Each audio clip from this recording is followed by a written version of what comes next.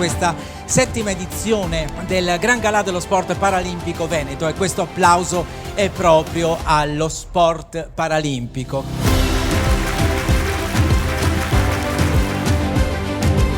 Siamo molto orgogliosi di ospitare i Gran Galà dello Sport Paralimpico del Veneto. Voleva essere non solo la vostra festa, ma anche un momento di fare il punto della situazione qui in Veneto dello sport. A guardare i risultati sta molto bene. Serate così partecipate, ben organizzate, importanti, Gran Galà dello Sport Paralimpico, devo dire, mi resta nel cuore.